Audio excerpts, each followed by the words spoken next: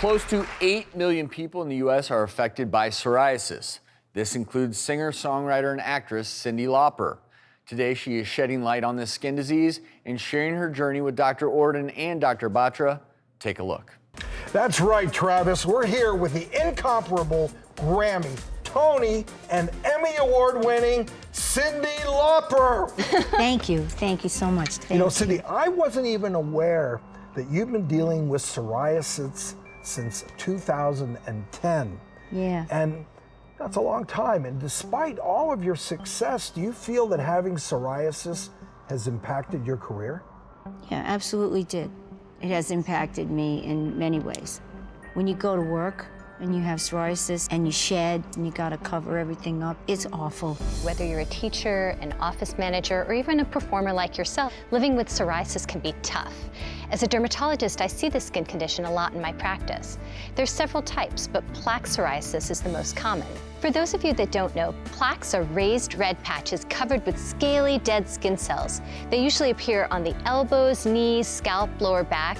But Cyndi, as you know, they can occur anywhere. And although they're not contagious, often they itch, bleed, or are uncomfortable. It also spreads, because sometimes you think, okay, I'm gonna show this part of my arm because I can. And then all of a sudden, you wake up and it's over here. It was very difficult and it zapped my strength too. It's definitely an autoimmune disorder. What happens is the immune system attacks healthy cells as if it's fighting an infection. This causes new skin cells to grow, but much faster than normal, and this is what builds up those thick patches. So, Cyndi, how did you first know that you had psoriasis? How did it start with you? Well, it was in my hair. So when I went to the doctor, I said, you have psoriasis, here's some shampoo. And I used the shampoo and it helped. But it kept coming back and it kept moving and it started to change. And I got it all over. But I got help and I found something that works for me. And I think it's so great that you're raising awareness, because if you don't know you have psoriasis, it can absolutely delay getting treatment.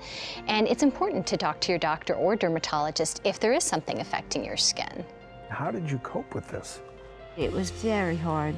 I put makeup on to cover everything. Do you have any tips you would share for people living with psoriasis? I would say find a health practitioner who specializes in psoriasis and get help.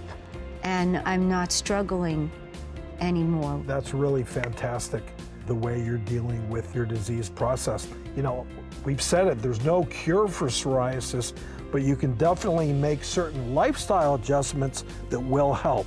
Number one, don't smoke and be sure to keep your skin moisturized.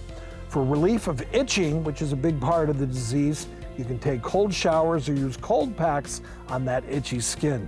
Also, try to minimize stress through meditation or exercise. Those are all great tips.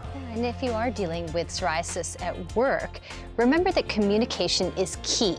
Explain to your supervisor how psoriasis affects you. Make your job aware if you'll need time to schedule doctor's appointments or breaks to walk around to help reduce stiffness in your joints. Also, ask for resources that may be available to you in the workplace. Cyndi, do you have any other tips to help manage symptoms of psoriasis at work?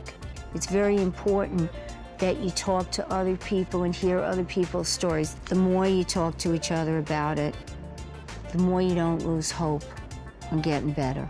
Before we go, tell us about the new campaign you're involved with.